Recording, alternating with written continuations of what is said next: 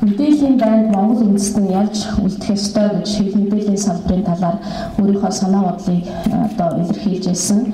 Тэгээд нэгтлээ бас энэ завшааныг ашиглаж дуулгая гэж бодсон юм аа. Яг одоо дэлхийн 3 дугаар дайн хэд өрнөж байна. Энэ бол мэдээллийн дайн. Хүйтэн дайн коммунист либерал системийн хооронд 20 дугаар зууны 2 дугаар хагаст өрнөж либералчуудын ялалтаар дууссан билээ. Энэ дайн бол зөвхөн мэдээллийн дайн байсан. Өнөөдөр ч дуусаагүй үргэлжилсээр байна. Хүйтэн дайны үед зөвхөн холбоот улс төргүүтэй коммунист систем хэвлэлийг сурталчилуулсан гол хэрэгсэл болгон онцгой хөгжүүлсэн бол өөрийнхөө радио станцуудыг гойд хөгжүүлсэн билээ. Зөвхөн холбоот улс төр үед ганцхан сэтгүүлийг сардаа 12 сая ширхгээр хийлэн тарааж байхад өөрийнхөө радио станцуудаар довтлогоо хийдэг байлаа. Тэр үед телевизийн SICAM систем коммунист ертөнцийн харин anti-SICAM систем баруун ертөнцийн байсан. Радионы хит богино долгион буюу FM өргөн стандарт, харин дунд урт долгион буюу AM, WM нь коммунист системийнх болсон байлаа. Радио телевизийн долгион систем хүртэл Хүйтэн дайны үед хоёр хуваагдсан нэмэ. Энэ юу гэсэн үг вэ? Энэ бол хоёр ертөнцийн улс орнууд тус тусын иргэдийнхээ тарих ухамсарыг нөгөө системийнхэнтэй найр тавьж өгөхгүй тул байгалийн долгионыг хүртэл өмчилсөн юм. Тэр үед л суртал нэвтрүүлэг буюу пропаганд, гадаад улс төрийн болон дотоод суртал нэвтрүүлэг, сөрөг суртал нэвтрүүлэг буюу контрпропаганд, манипуляц буюу мэдээллийн төөрөгдүүлэлт, хар цагаан саарал суртал нэвтрүүлэг, экспанс буюу мэдээллийн цөмрөл техник нэр томьёонууд бий болсон ба хүний оюуныг инженерчлэх суртал нэвтрүүлэг, шинжлэх ухаан болтлоор хөгжиж, үе олон туршилт судалгаанууд явагдаж байлаа. Товчхондоо бол Хүйтэн дайны гол зэвсэг мэдээлэл байсан юм аа. Зөвхөн хоёр системийн хооронд ч бас нэг системийн улс орнуудын хооронд хөршөөхөө соёлын нөлөөлөл экспансаас иргэдээ үндэстний хамгаалах арга хэмжээнүүдийг авч байлаа. Францад хэд Америкчлагдхаас хамгаалж телевизийн системээ SICAM болгож байхад Өмнөд Солонгос, Японы суртал нэвтрүүлэг мэдээллийн нөлөөнөөс иргэдээ хамгаалахын тулд NTSC 443 хэмээх системийг дотооддоо нэвтрүүлж байлаа. Энэ хоёр системийн зөрүү нь зөвхөн тус тусын мэдээллийг л хаах зорилготой байсан юм аа. Аливаа улс үндэсний онцлог эрх ашиг бодлогоо хамгаалахын тулд хамгийн түрүүнд өөрийн мэдээллийн хамгаалттай байх учиртай юм байна. Энэ бол энгийн зөвлөлөөр мэдээллийн өндрөөс иргэдийнхээ тарихыг хамгаалж зулааг нь битүүлж байгаа хэрэг юм байна. Өнөөдөр дэлхийд даяар дайн болж байна. Энэ бол мэдээллийн дайн бөгөөд мөнхүү дайны зорилго нь тэртээ цэрэг зэвсгийн хүч хэрэглэдэг уламжлалт дайнаас онцгой ялгаатай гэж юу? Энэ дайны зэвсэг нь мэдээлэл юм аа. Нөлөөллийн хүрээгээ тэлэх гэсэн мөчхөг гүрнүүд мэдээлэлээр дамжсан гадаад суртал нэвтрүүлгийг ихэд чухалчилж байна. Өмнөд хөршид соёлоор найрамдах болгонхоо хүрээд мэдээллийн маш хүчтэй цөмрөлт хийж байгааг та бид харж байна. Эртнээс ертөнцийн төв дундад улс гэдэг хятад тэмээгээр биш телевизээр соёлын нөлөөгөө тэлж күнзээ өнөөдөр кино оруулж байна. Монгол хэлний нэвтрүүлгийг Өвөр Монголын телевиз хорооны Монгол Адны телевизээр нэвтрүүлж байна. Харин Хөх хотын төвд очиод үзвэл зураг тасаавал одон телевизийг бид үзэж чадахгүй. Зөвхөн хятад хэлээр л нэвтрүүлэг үзнэ. Одон телевиз бол Монголд зориулсан нэвтрүүлэг цацдаг. Монголд зориулсан гадаад улс төрийн суртал нэвтрүүлэг явж байгаа юм. BBC бол Их Британийн төрийн санхүүжилттэй телекомпани. Британийн гадаад суртал нэвтрүүлэг нөлөөллийн хэрэгсэл. Deutsche Welle мөн л адил Германы гадаад суртал нэвтрүүлгийн хэрэгсэл. Харин дотооддоо гадны ямар сувгийг, ямар нэвтрүүлгийг үзүүлдэг вэ гэвэл аль ч оронд манайх шиг ийм задгаа байдгүй юм байна. Өнөөдөр Монголд сонин сэтгүүл, телевиз, радио, цахим хуудас нийлсэн 1000 гаруй хэв мэдээллийн байгууллага тогтвортой байнгын үйл ажиллагаа явуулж байна. Мянган өөр үзэл бодолтой, мянган эзэд, мянган янзаар мэдээллийг түгээж байна гэсэн үг. Мөнгө өгсөн хөгжмөө захиалдаг гэсэн ерөнхий зарчмын дор 1000 гаруй хэв мэдээллийн хэрэгсэл тасралтгүй ажиллаж байна. Монголын залуу үеийн садар самуу хүчирхийлэл сурталчилсан кино нэвтрүүлгийг дуртай сувгаа эргүүлэн дуртай сайтаа нэм үзэж гадны соёлын төрөлт экспансыг ямар ч хориг саадгүйгээр тархиндаа нэвч шингээх болцоог замбраагүй олон хэв мэдээллийн хэрэгслүүд ямар ч хориг саадгүй хийж байгаа нь гашуун үнэ юм аа. Хууль тогтоогч үндэсний аюулгүй байдлын зөвлөлийн гишүүн Кайлын телевизийн хамгийн том сүлжээ хурдаа эзэмшиж их замбраагүй гадны 50-60 сувг тэр дотроо гол хамтран хөрөнгө оруулагч хятадын гадаад суртал нэвтрүүлгийн Монгол хасаг Орос англи хэл дээрх сувгуудыг хинээс ч асуулгүй багцаж хүргэснийхээ төлөө аль бүхнээс хураамж авч кабелаа олон төвлөршүүлж байгаа. Үүнийг Монгол Улсын үндэсний аюулгүй байдлын зөвлөлийн гишүүн байсан хүн гардан хийж байгааг дахин тодтогё. Америкт байшин унахад, Хятадд газар хөдлөхөд, Японд цунами болоход Монголд осол олсноос илүүтэй монголчуудыг донслогдог. Дуртай хүн Монголын хэв мэдээллийн хэрэгслээр дамжуулан монголчуудыг дуртай зөв рүүгээ залдаг болчиход байна.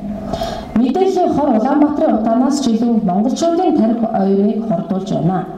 Өнөөдөр Монгол шиг задгай, иргэдийнхээ ухамсар сэтгэхүйг ямар ч хамгаалтгүй орхисон улс орн тун цөөн байна.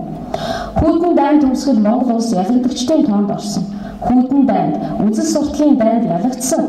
Либерализмд дагаар орсон улсын хувьд нөгөө талаас энэ талаар хангалттай туршлагатай улс орн байсны хувьд өнөөдөр бид мэдээллийн дайнд нэг үсэн сүйдэхгүй байх тэр системээ иргэн бий болгохын төлөө ажиллах цаг ирж байна. Иргэн тойронд дэлхийн ертөнцид хүйтэн дайнд дууссан ч мэдээллийн экспанс колоничлын төлөв тэмцэл буураагүйгээр барахгүй харин ч улам бүр голомтлон өргөжж идэвхжиж байгааг та бид анзаарах ёстой. Эзэн Чингис хаан сэтгэлийг нь эзэмдвээс бие нь хааш одох вэ гэж сургасан нь чухамгүй энэ мэдээллийн дайны тухай хүний мөн чанарын тухай өгүүлсэн хэрэг гэж би ойлгож байна. Өнөөдөр монголчуудын тарих оюун сэтгэл зүрх гадныхны өмнө дэлгээтэй ямар ч хамгаалтгүй байна. Монголчууд сэтгэлээ гадныханд эзэмдүүлж фашизм, либерализм, коммунизмыг шохооргосон хэвээрээ байна. Монголчууд ололт амжилтаа гаднаас хайсаар байна. Гадаадынхыг дахин шүтдэг хэвээрээ байна. Бид сэтгэл зүрхээрээ гадаадынхыг шүтэн биширсээр л байна. Гадаадын бүх мэдээлэл суртал нэвтрүүлэх сурталчилгааг тархиндаа шүүлтүүргэн нэвшээж байгаа монголчууд дээрээс нь нэмээд дотоодын хэв мэдээллийн байгууллагада гадны хөрөнгө оруулалтыг бас задгаа оруулж байна. Нөгөө талаас хэвлэлийн эрхчлөөг эрх баригчдаас эрчимтэй хөрөхийн зэрэгцээ хэв мэдээллийн байгууллагууд улам бүр олигархчсан улс төр санхүүгийн бүлэглэл том компаниудын санхүүжилтэнд дулдуулсан. Гадаадын компани санхүүжилтээс хараат байдалд орчхоод байна. Монголын эрх ашигын эсрэг Монгол мөнгөөр захиалга өгөхөд хэвлийнхэн ямар ч шүүлтүүргүй шууд цацаж байгаагаа Монголын эрх ашигын төлөөх мэдээллийг эзнийхээ захиалгаар хааж дарж байгаа нь нууц бишээ.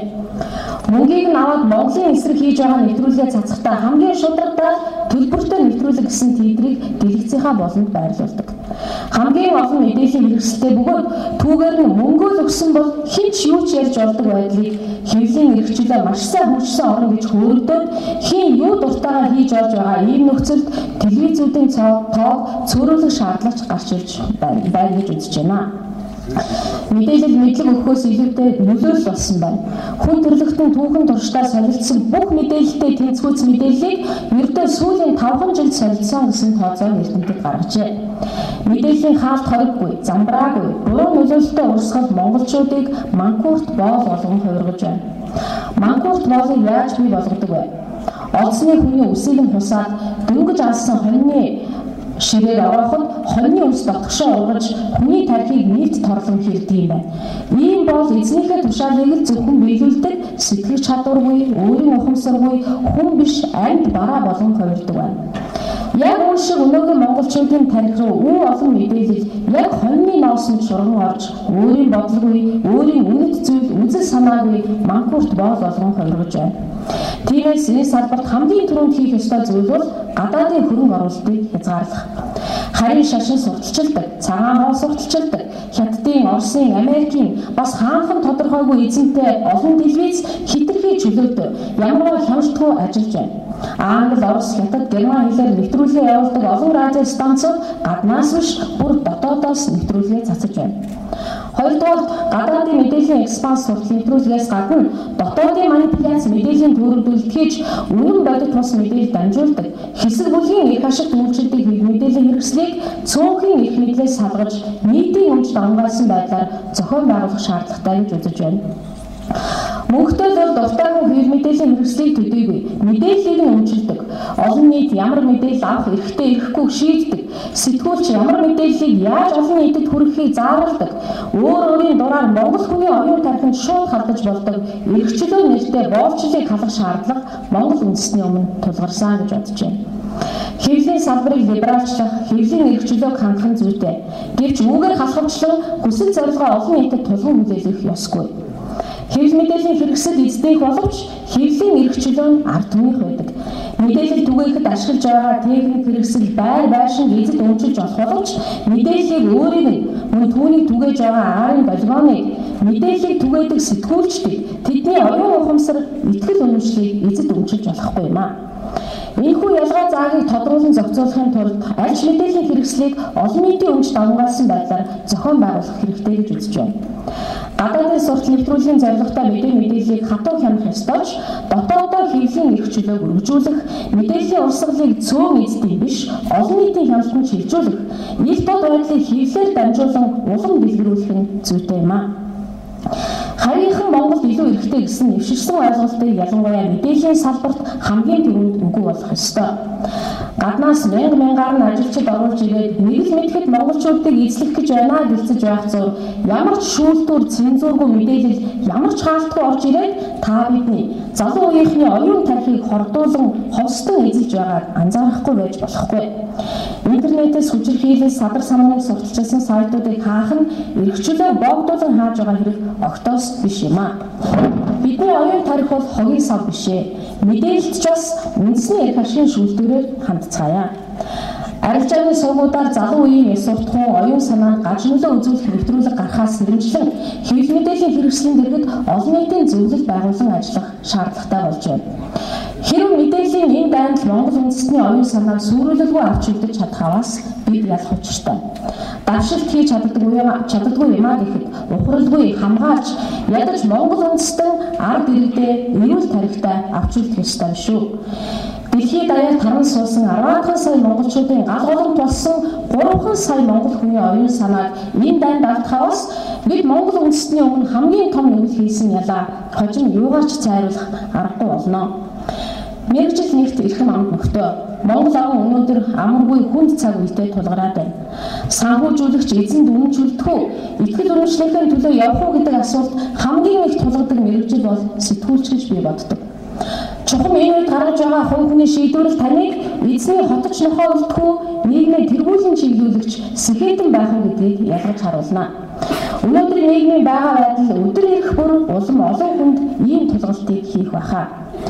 Та бид мэргэжлийн халуун торгондоо алдаа оноо ололт амжилт бодит байдлаа хилэлцэн шүүмжлж өгөхөөс гадна Монгол гэдэг нэгэн халуун торгооныхоо тулгарсан асуудлыг хилэлцэн улс үндэстнээ аврахад нөлөөтэй байр сууриа эзлэх цаг хэдий болжээ. Мэргэжлийн ёс зүй өндөр ухамсар нийгмийн тэргүүлэх сэхэтний байр сууриндаа бат байж үндэстнийхээ оюун ухамсарыг гадны нөлөөллөөс хамгаалах, нэгтгэн зангидж итгэл өгөх, дайчлан идэвхжүүлэх түүхэн үүрэг та бидэнд яг одоо оногдож байна. Мэргэжил нэгт эрхэм нөхөд та бүхэндээ эрүүл хамгийн сайн сайхныг хүсье ялдамд үндэстнийхээ оюун санааг нэгтгэн чиглүүлэх амаргүй ариун үйлсэлтэн амжилт хүсч энэ талбарт байнга хамт байхаа батлан илэрхийлье. Баярлалаа.